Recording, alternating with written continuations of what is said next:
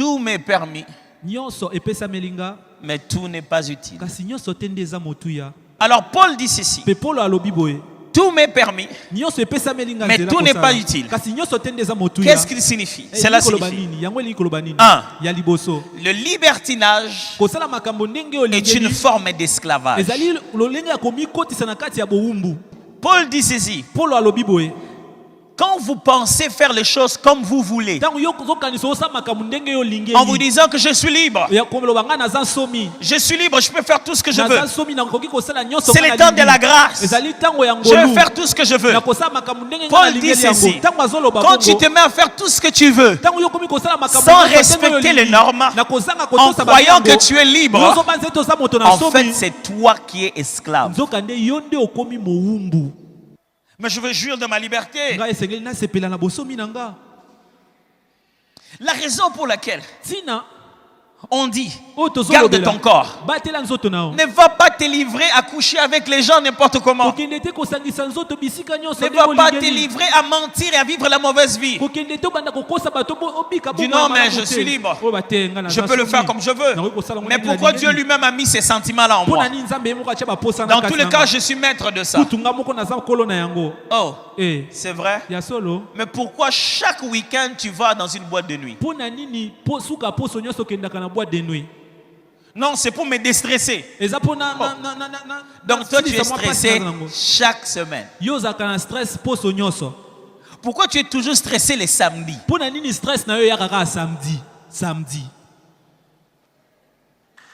Tu n'es pas stressé les samedis. Tu n'es pas stressé les samedis. Tu es esclave de cet endroit. Même quand tu n'es pas stressé, tu vas te retrouver à l'intérieur là-bas. Et laisse-moi t'aider. Chaque fois que tu ne sais pas arrêter aujourd'hui, en disant que tu vas arrêter demain, c'est la preuve que tu n'as pas le pouvoir d'aujourd'hui et que tu es un esclave. Okay. Je vais reprendre ça. Chaque fois que tu te dis je vais arrêter demain, et aujourd'hui tu n'arrives pas, c'est que tu n'as pas de pouvoir aujourd'hui. C'est le signe que tu es esclave et non pas libre. Si tu étais si libre de ça, pourquoi tu n'arrêtes pas aujourd'hui de t'habiller comme ça? Oh non, c'est moi-même. Si je veux m'habiller comme ça, je veux m'habiller comme ça. Arrête un peu. On va voir. Tout m'est permis, mais tout n'est pas utile. Écoutez, tout m'est permis, mais je ne me laisserai asservir par quoi que ce soit. C'est ce qu'on est en train de vous rappeler tous les jours à l'église. Mes frères, vivons dans l'utile. Ne laissons pas l'agréable nous remplir la tête. Ne laissons pas le plaisir nous remplir la tête. Mais pasteur, moi aussi je vais voyager, je vais aller voir le monde, je vais voir plusieurs choses. Mes frères et sœurs, ne faites pas ça au prix de l'utile. Ne sacrifiez pas ce qui est utile à la quête de ce qui est passager. C'est ce qu'on vous prêche à l'église. L'homme ne dépend pas, la vie de l'homme n'est pas dans les yeux de ses semblables. Tu ne vaux pas ce que les gens disent de toi. Tu vaux ce que Dieu dit de toi que tu dois réellement valoir. Alors ne poursuis pas le plaisir de la communauté. Ne cherche pas à plaire au standard du monde. Cherche à plaire à celui qui t'a sauvé par sa mort à la croix de Golgotha.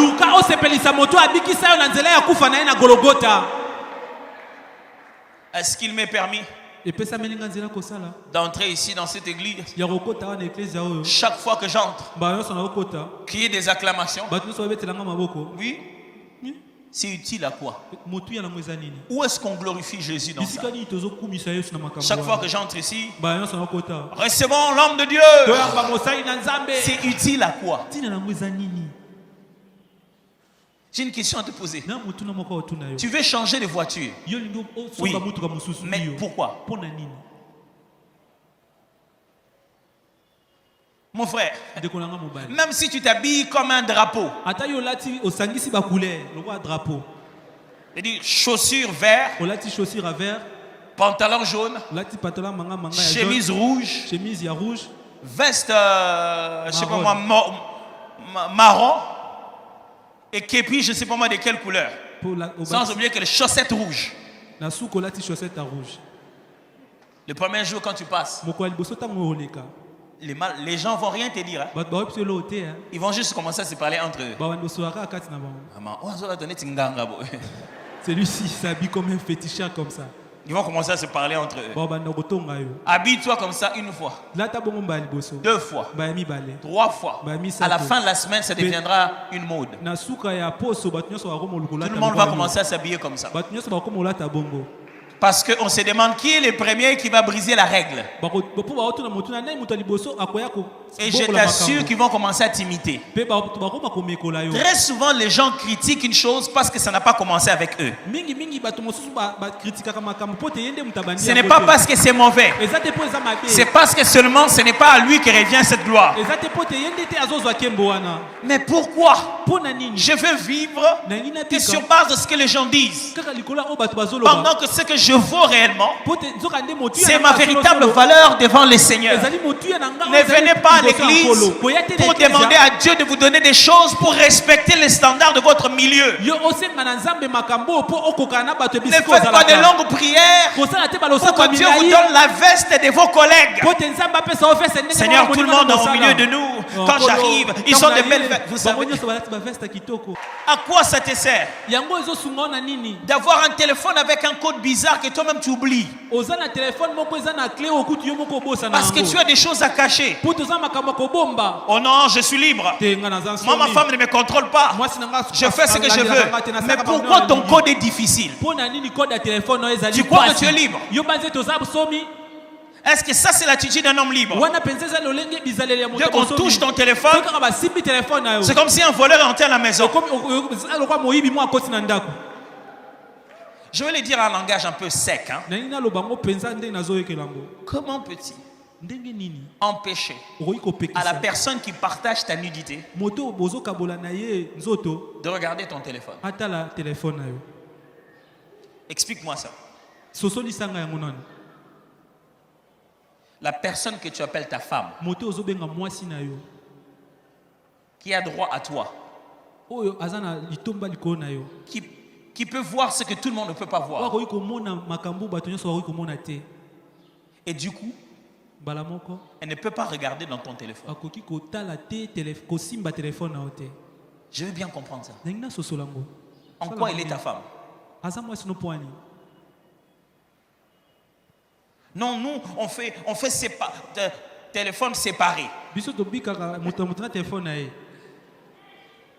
Ça, c'est quel régime matrimonial? Régime de séparation des téléphones. Non, je ne sais pas parce qu'on est marié, chacun est libre. Non, ce n'est pas ça ce qu'on appelle une alliance. Si tu étais vraiment libre, arrête, non? Tu ne peux plus arrêter. Tu es devenu esclave. Et c'est ce qu'on prêche tous les jours. Libérez-vous de choses qui vont vous rendre esclaves parce que Jésus a déjà payé le prix.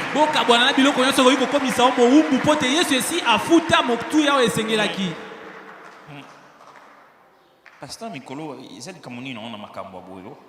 qu'est-ce qui est arrivé au pasteur ces derniers temps avec de telles prédications? Et toi aussi, c'est quoi le problème ces derniers temps? Tu fais que de telles choses. Ouais. Notre message, c'est que tout est permis, mais tout n'est pas utile. Toi-même, tu t'habilles. Tu veux sortir à la maison. Tu regardes comment tu t'habilles. Tu te regardes. Et tu sens qu'il y a quelque chose qui ne va pas. Tu sens que ça te dessine bizarrement. Tu sens que ce n'est pas bien. Et toi, tu te dis, non, le temps va pas. Quand je serai en train de marcher, les gens seront en train de m'observer. Mais ces tendances C'est ce que tout le monde porte maintenant. Alors Jésus dit, quand tu marches, les gens voient quoi? Ma gloire ou ta mode? Est-ce que c'est utile de t'habiller comme ça?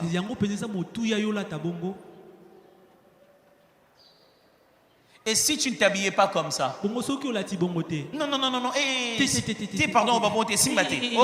Donc tu ne peux pas. Oui, donc tu es esclave. Oh oui. Frère, Jésus a déjà payé le prix pour ça.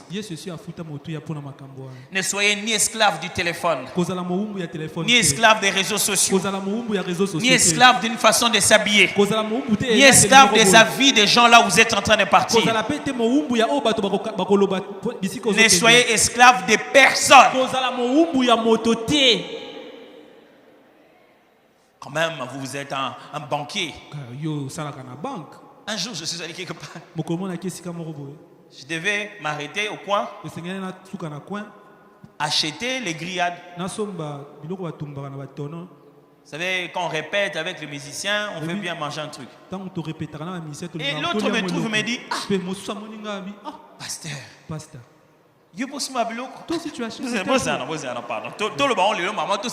Bon, qu'on en finisse aujourd'hui. Non, quand ça n'est na McDonald's. Toi, tu penses que j'ai grandi, j'ai mangé chez McDonald's. Donc, on a et dans mon corps, quand tu me vois là, tu penses qu'il n'y a pas de dindons et les poissons salés. Dès que tu ne mangeras pas les dindons. Ou le jour que Dieu m'a appelé, il m'a dit, attends, tu es au relais sous dindons. Et quand je vais aller acheter les dindons, je dois envoyer le protocole. Si je fais ça, je ne suis pas libre. J'ai une question, est-ce que toi tu es libre?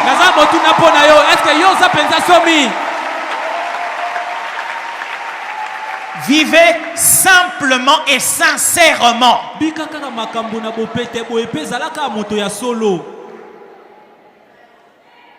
Deuxième chose. Le corps appartient à Dieu autant que l'esprit. Le corps appartient à Dieu autant que l'esprit.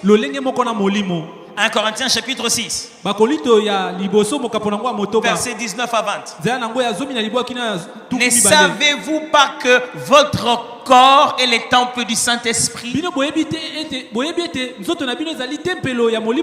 qui est en vous, que vous avez reçu de Dieu et que vous ne vous appartenez point à vous-même, car vous avez été racheté à un grand prix. Je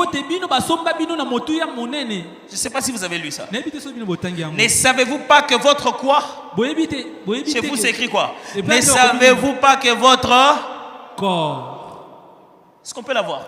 Ne savez-vous pas que votre corps. Je ne sais pas d'où ça vient, où les gens pensent que le temple du Saint-Esprit, c'est notre esprit.